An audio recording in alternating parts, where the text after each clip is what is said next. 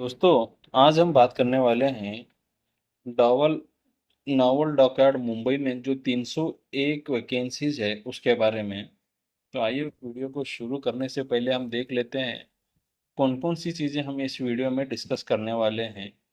जैसे कि vacancy details हो गए, qualification, number of post, vacancy में रिजर्वेशन मतलब किस कैटेगरी के लिए कितने पोस्ट है वो चीज़, एलिजिबिलिटी क्राइटेरिया भी हम देखेंगे, फिजिकल फिटनेस, सिलेक्शन कैसे होगा, एग्ज़ाम वगैरह, फिजिकल स्टैंडर्ड के बारे में और मेरिट लिस्ट वगैरह जो भी होता है सिलेक्शन प्रोसेस में वो भी हम डिटेल में देखेंगे। और इम्पोर्टेंट डेट्स और इम्पोर्टेंट लिंक्स वगैरह हम इस वीडियो के थ्रू देखने वाले हैं। तो चलिए वीडियो को शुरू करते हैं। Novel dockyard Mumbai ITI apprentice recruitment 2024।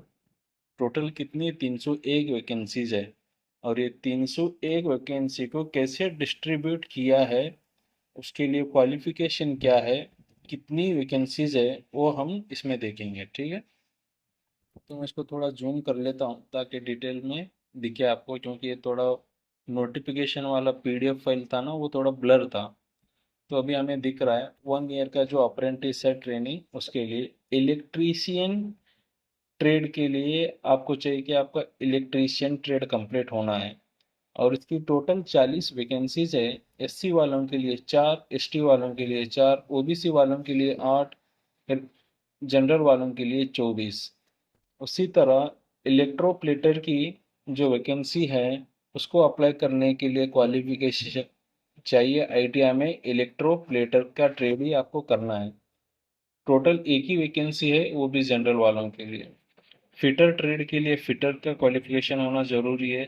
मैं एलिजिबल ट्रेड आपको बताऊंगा नहीं, क्योंकि आप जानते ही होंगे कि कौन से ट्रेड वालों के लिए कौन सी पोस्ट है। फिटर के लिए 50 वैकेंसीज है।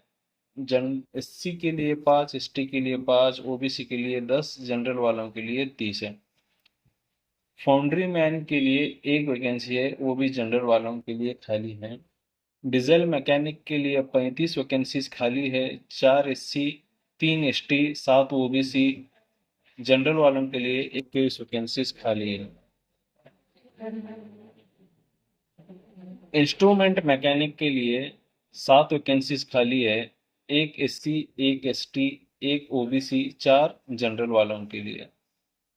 मैकेनिस्ट के लिए 13 वैकेंसीज खाली है। एससी एसटी वालों के लिए एक एक है, ओबीसी वालों के लिए 3, जनरल वालों के लिए 8 है। एमएमटीएम यानी mechanic machine tool maintenance, 13 vacancies है। एससी एसटी वालों के लिए एक एक है, ओबीसी वालों के लिए 3, जनरल वालों के लिए 8 वैकेंसीज खाली है। पेंटर के लिए जो अप्लाई करना चाहता है उनके लिए 9 वैकेंसीज खाली है। एससी एसटी वालों के लिए तला एक एक, ओबीसी वालों के लिए 2, जनरल वालों के लिए 5 वैकेंसीज खाली है। पैटर्न मेकर के लिए या फिर कारपेंटर भी कहा जाता है, जिनकी 2 वैकेंसीज खाली है, वो भी जनरल वालों के लिए है। पाइप फिटर के पोस्ट के लिए जो अप्लाई करना चाहता है उसको चाहिए कि वो प्लम्बर का ट्रेड कंप्लीट करे।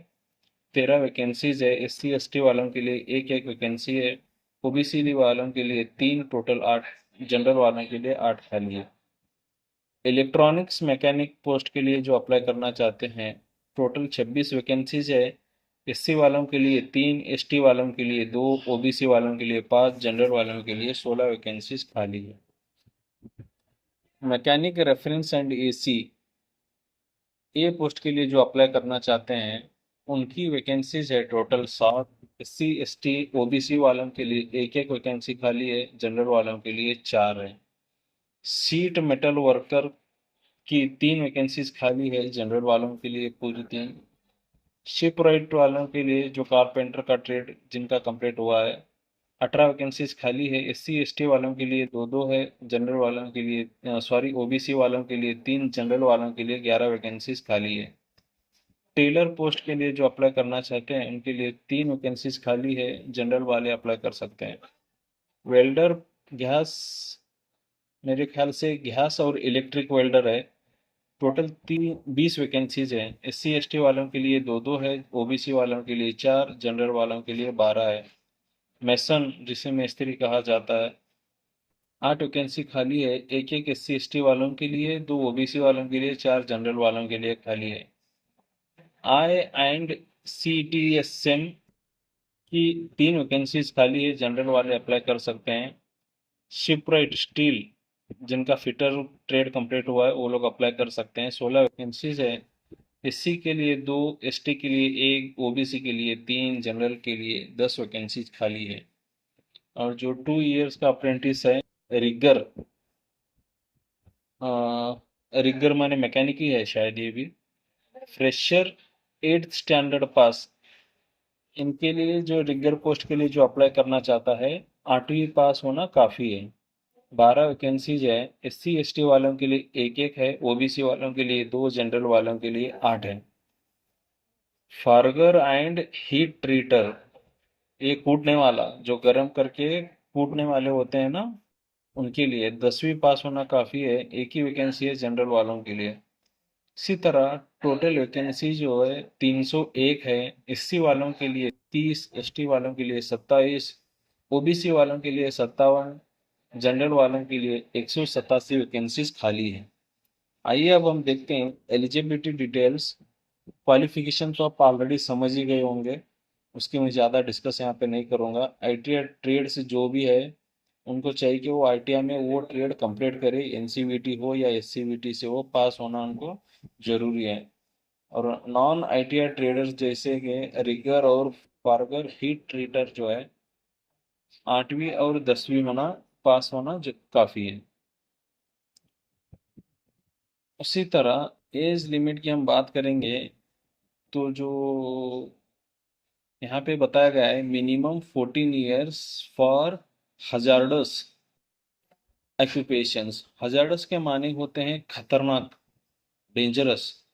डेंजरस पोस्ट के लिए जो भी अप्लाई करना चाहता है, अ, उनको चाहिए कि minimum minimum age is 14 years, ये रूल्स के हिसाब से।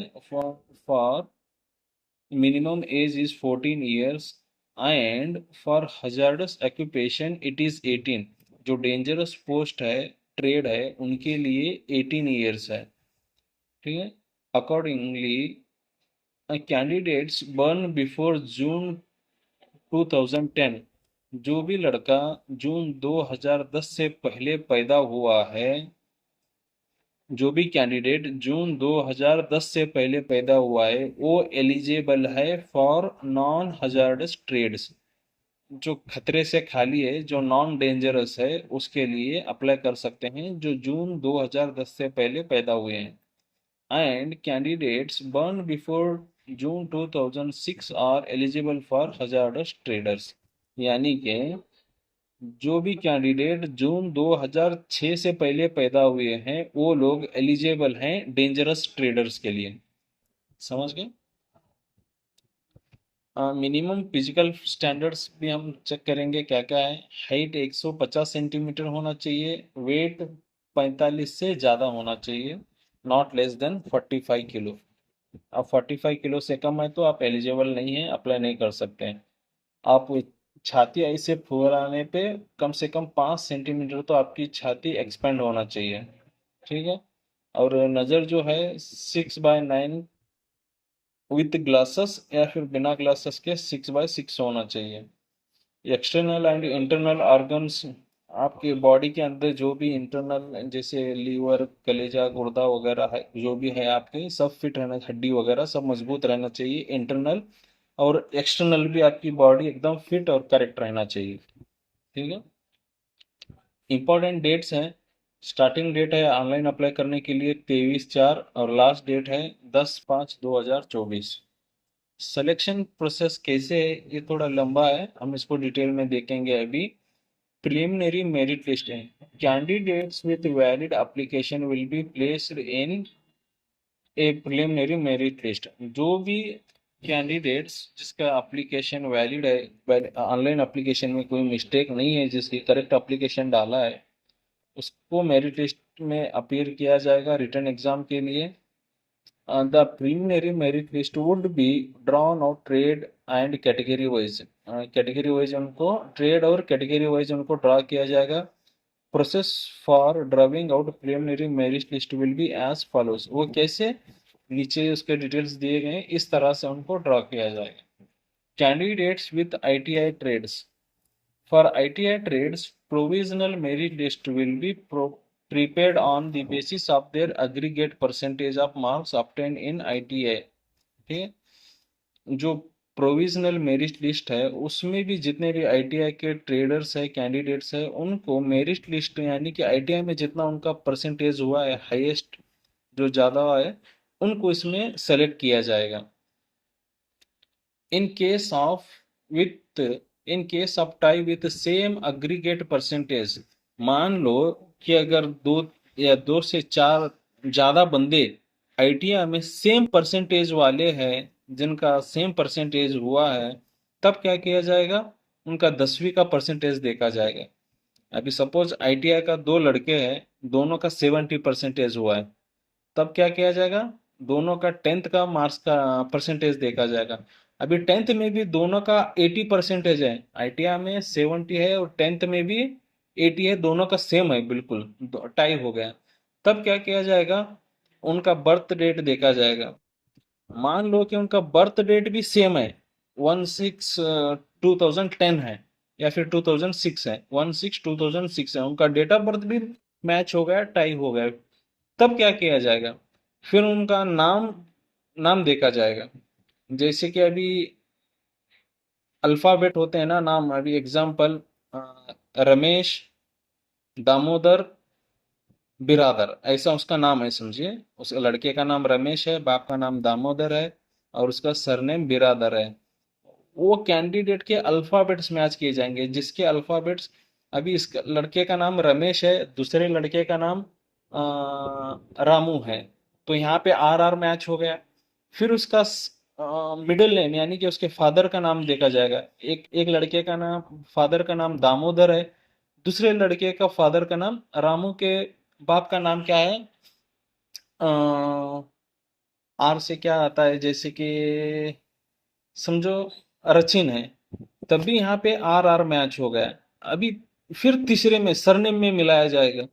अभी उसका क्या था, बिरादर था, और रमेश का सरनेम बिरादर है, तो मान लो और एक कैंडिडेट का क्या नाम था, रामू का सरनेम है क्या दिया जाए उसका सरनेम, कोई भी एक एग्जांपल, पाटिल, समझो उसका सरनेम पाटिल है, रामू का सरनेम पाटिल है, तो यहाँ पे अभी कौन सेलेक्ट होगा, जिसका सरनेम अल्फाबेटिकली जो फर्स्ट आ रहा है बिरादर यानी बी, वो सेलेक्ट होगा यहाँ पे। समझ गए, अल्फाबेटिकली मैच किया जाएगा। पहले क्या मैच, दोनों के परसेंटेज देखा जाएगा आईटीआई में, अगर वो सेम है तो फिर 10th का परसेंटेज देखा जाएगा, अगर वो भी सेम है तो डेट ऑफ बर्थ देखा जाएगा, अगर डेट ऑफ बर्थ भी सेम है, अगर डेट ऑफ बर्थ सेम नहीं है तो जिसकी उम्र ज्यादा है उसको सेलेक्ट किया जाएगा यहाँ पे, अगर डेट ऑफ बर्थ भी सेम है तो फिर उनका नाम, उनका फादर का नाम और उनका सरनेम, इन तीनों के अल्फाबेट्स मैच किए जाएंगे, जिसके अल्फाबेट्स नाम में जो अल्फाबेट्स पहले आएगा उसको सेलेक्ट किया जाएगा। आई होप आप समझ गए होंगे ये नेम का जो भी लफड़ा है। Candidates with non ITI trades, जो नॉन आईटीआई वाले होते हैं उनका कैसे होगा, provisional merit list will be prepared on the basis of their aggregate percentage of marks obtained in 8th, 8वीं की कक्षा में जो उनका परसेंटेज है वो देखा जाएगा, और 10वीं के लिए 10वीं का परसेंटेज देखा जाएगा, और टाई है तो वही प्रोसीजर, नेम देखा जाएगा, एज देखा जाएगा, फिर अल्फाबेटिकली देखा जाएगा। ठीक है, नेक्स्ट पॉइंट है रिटर्न एग्जाम होगा, शॉर्ट लिस्टेड। अब उसमें जो शॉर्ट लिस्ट हो गए प्रोविजनल में, उनका शॉर्ट लिस्ट किया जाएगा रिटर्न एग्जाम के लिए। In the preliminary merit list will be issued admit e admit card, जो भी इसमें शॉर्ट लिस्ट में सेलेक्ट होंगे उनके लिए हॉल टिकट भेजा जाएगा थ्रू ईमेल, ईमेल के थ्रू ही भेजा जाएगा। ठीक है, आप ये सही वाला ईमेल दे दो जो चालू है आपके मोबाइल में चलता हो आप, क्योंकि ईमेल के थ्रू ही आपको एडमिट कार्ड मिलेगा, कहीं से आपको डाउनलोड करने की जरूरत नहीं है। किस रेशियो पे, 1:20 रेशियो पे शॉर्ट लिस्ट किया जाएगा रिटर्न एग्जामिनेशन के लिए। एग्जाम्पल, 10 पोस्ट है जनरल वालों के लिए, 10 पोस्ट जनरल वाले कैटेगरी के लिए है। तो एप्लीकेशन कितनी आई है? 200 है शॉर्ट लिस्ट, 200 शॉर्ट लिस्ट है। एग्जाम्पल से for 10 unreserved vacancies for electrical trade up to 200 top candidates. मतलब जितनी भी वैकेंसीज आई वो जो टॉप 200 कैंडिडेट्स हैं उनके लिए हाल टिकट भेजा जाएगा। और रिटर्न एग्जामिनेशन के लिए सिलेबस क्या क्या है? ओएमआर, ओएमआर शीट रहेगी, आपको सिलेक्शन करना होगा, मल्टीपल चॉइस रहेंगे आपको, आप सही आंसर टिक करना होगा आपके लिए। सब्जेक्ट क्या है? जनरल साइंस रहेगा 35 मार्क्स का, मैथमेटिक्स रहेगा, न्यूमेरिकल एंड एप्टीट्यूड 35 मार्क्स का, जनरल अवेयरनेस के बारे में क्वेश्चन रहेंगे 30 मार्क्स के। और इसमें कोई नेगेटिव मार्क्स नहीं है, आप रॉन्ग आंसर करते हैं तो कोई आपका मार्क्स काटा नहीं जाएगा। 2 घंटे का पेपर रहेगा। उसी तरह medium of return examination Hindi और इंग्लिश दोनों में रहेगा। जो आपको सही लगे वो आप सेलेक्ट कर सकते हैं। एग्जामिनेशन सेंटर कहाँ पे है? ओनली मुंबई है, सिर्फ मुंबई में, और कहीं पे भी नहीं है। एग्जाम कब होंगे? मई या जून में होंगे, हो सकते हैं। ठीक है। और वो भी आपको आपके ईमेल आईडी के थ्रू ही बताया जाएगा। Provisional merit list post conduct of return exam होने के बाद provisional merit list will B drawn out trade and category wise. Trade और कैटेगरी वाइज मेरिट लिस्ट को निकाला जाएगा on marks obtain in the return exam. Return exam में जो आप मार्क्स लिए हैं, ऑब्टेन किए हैं, उसके हिसाब से। In case of the tie, फिर वही बात आ गई। इन अगर मान लो कि आप रिटर्न एग्जामिनेशन में किसी के साथ सेम मार्क्स ले आते हैं, सेम परसेंटेज ले आते हैं, फिर जो एज में ज़्यादा है उसको सेलेक्ट किया जाएगा। अगर एज भी सेम है तो ascending A to Z alphabetically followed by the first name, middle name and surname, starting from alphabet A to Z। जिसका पहले आएगा वही सेलेक्ट होगा। ठीक है। अगर आप हर चीज़ में टाई कर जाते हैं या मैच हो जाते हैं, बिल्कुल सेम टू सेम रहता है किसी का। Short-listed candidates in the provisional merit list will be called for interview. अब जो मेरी इसमें प्रोविजनल मेरिट लिस्ट में जो सेलेक्ट होते हैं उनको इंटरव्यू के लिए बुलाया जाता है। ठीक है। अभी इंटरव्यू में क्या होगा? Interview for the short listed candidates in provisional list. जो कैंडिडेट प्रोविजनल लिस्ट में शॉर्ट लिस्ट हुए हैं और उनको इंटरव्यू के लिए बुलाया गया है, list will be held at Mumbai. कहाँ पे होगा? मुंबई में ही होगा ये भी। Exact date of interview will be intimated to the selected candidates. जो सेलेक्टेड हुए हैं, रिटर्न एग्जाम में जो पास हुए हैं, उनको ईमेल के थ्रू बताया जाएगा कब और कहाँ पे है लोकेशन। उस इंटरव्यू में पास होने के बाद क्या होगा? डॉक्यूमेंट वेरिफिकेशन होगा। During interview candidates would be verified the following original certificate. Interview में ही ये सब चीज़ देखे जाएंगे। आपका मैट्रिकुलेशन या फिर एसएससी का सर्टिफिकेट, आईटीआई सर्टिफिकेट, आधार कार्ड, कास्ट सर्टिफिकेट। अगर आप कोई रिजर्वेशन क्लेम करते हैं एससी एसटी ओबीसी का, तो आपको कास्ट सर्टिफिकेट दिखाना होगा। हैंडीकैप है तो हैंडीकैप का आपको दिखाना होगा। एक सर्विसमैन है या आर्म पुलिस है तो उसका सर्टिफिकेट आपको दिखाना होगा। स्पोर्ट्समैन है तो आपको स्पोर्ट्स सर्टिफिकेट भी दिखाना होगा। उसके बाद क्या? ओरल टेस्ट होगा। सक्सेसफुल कैंडिडेट्स इन डॉक्यूमेंट, जिनके डॉक्यूमेंट्स वेरिफिकेशन कंप्लीट हो गए, सक्सेस हो गए, तो फिर उसको वेरिफिके ओरल टेस्ट लिया जाएगा। Verification will be tested with technical skill in their respective trade. Oral test पूछा जाएगा जो भी वो ट्रेड में अप्लाई किए हैं उसमें उसके स्किल, टेक्निकल स्किल्स देखे जाएंगे। और आता है finally final merit list. Final merit list trade and category wise will be prepared based on the marks obtained in the written exam, interview, on assessment by the board। Final ये कैसे किया जाएगा? एक रिटर्न एग्जाम और interview में जो marks लिए हैं उसके हिसाब से इसको शॉर्टलिस्ट किया जाएगा। The final merit list will be prepared with adequate candidates in reserve list. Subsequently, candidates shortlisted in the final merit list would be called for joining the apprenticeship। जो फाइनल मेरिट लिस्ट में जो आता है उसको join करने के लिए बुलाया जाएगा ट्रेनिंग के लिए। ठीक है। ये रही उसकी वेबसाइट, इसके थ्रू ही आप अप्लाई कर सकते हैं। और एक चीज़ क्या है, मेडिकल एग्जामिनेशन होगा। Every candidate shall be medically examined and declared fit as per rule 4। इनके रूल के हिसाब से वो मेडिकल चेकअप होगा। कमेंसमेंट ऑफ ट्रेनिंग जुलाई अगस्त 2024 से शुरू होगी। ट्रैवल एक्सपेंस आप ही को पे करना है। तो आपको गवर्नमेंट या इंस्टीट्यूट या संस्था कोई भी आपको ट्रैवल एक्सपेंस देने वाली नहीं है। अप्लाई ऑनलाइन है, यहाँ पे आप क्लिक करेंगे तो सीधा नावल डॉकयार्ड पे चले जाएंगे। ठीक है, यहाँ पे आपको रजिस्ट्रेशन पे क्लिक करना है। यहाँ पे भी कर सकते हैं आप न्यू रजिस्ट्रेशन के लिए। और एक दूसरी चीज़ क्या है, नोटिफिकेशन है। अगर किसी को नोटिफिकेशन पढ़ना है डिटेल में तो आप मुझे कमेंट में करिए, मैं इसका लिंक आपको भेज दूंगी। ठीक है, यहीं से मैं सारे स्क्रीनशॉट लेके अपने वेबसाइट पे अपलोड किया था, वही चीज़ें आपको बता दिया अभी तक। ये सारी वही चीज़ें हैं। ठीक है, और भी आपको कुछ देखना है जैसे फिलिंग अप ऑनलाइन एप्लीकेशन कैसे फिल करना है, वो यहाँ पे पूरा डिटेल में बताया गया है। आपका फोटो का साइज कितना होना चाहिए, और उसका लेंथ और विड्थ कितनी होनी चाहिए, और एसएसएलसी का मार्क्स कार्ड आपको वहाँ पे रखना है साथ में। आप आईटीआई का 8वीं का वो भी रखना है साथ में। और एससी एसटी ओबीसी कैटेगरी आप क्लेम कर रहे हैं तो उसका भी सर्टिफिकेट आपको साथ में रखना है। और फिजिकली आप हैंडीकैप हैं या कोई भी डिसेबिलिटीज है आप में तो उसके सर्टिफिकेट, एक सर्विसमैन है तो उसके सर्टिफिकेट, आधार कार्ड आइडेंटिटी के लिए, या फिर पैन कार्ड या फिर पासपोर्ट भी आप रख सकते हैं। जेपीजी फॉर्मेट में होना चाहिए 200 केबी के अंदर। ठीक है, आधार कार्ड कंपलसरी है, 200 केबी का होना चाहिए जेपीजी फॉर्मेट में। और आपका फोटोग्राफ रहना चाहिए।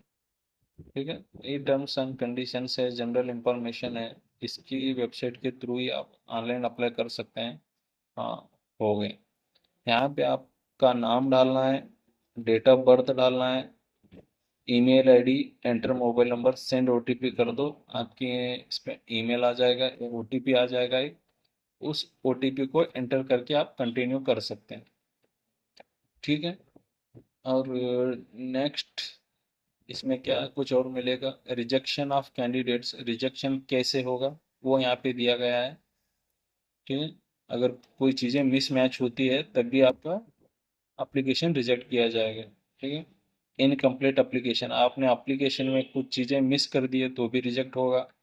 Does not possess the prescribe qualification, उनकी जो डिमांड है क्वालिफिकेशन की, आप वहाँ उतना क्वालिफिकेशन आपका नहीं हुआ है तब भी आपका रिजेक्ट किया जाएगा एप्लीकेशन। अंडर एज, एज भी आप फुलफिल नहीं कर रहे तब भी आपका एप्लीकेशन रिजेक्ट होगा। डबल आर मल्टीपल एप्लीकेशन, आपने एक से ज़्यादा एप्लीकेशन सबमिट किया है तब भी रिजेक्ट होगा।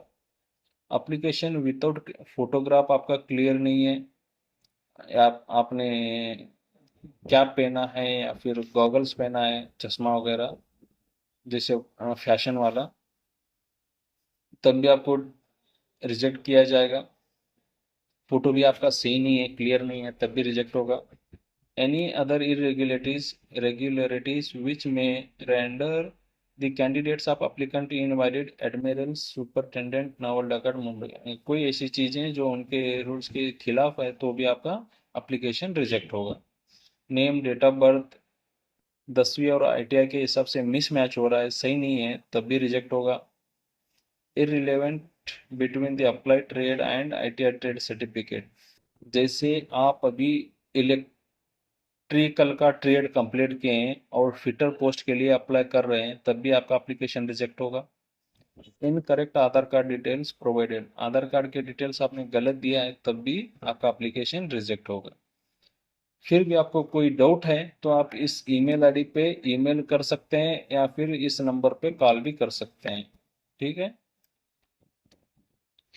आई होप आपको समझ में आया होगा, थोड़ी बहुत जानकारी मिली होगी इस वीडियो के थ्रू। मिलते हैं फिर अगले वीडियो में, इस वीडियो में इतना ही। Thank you.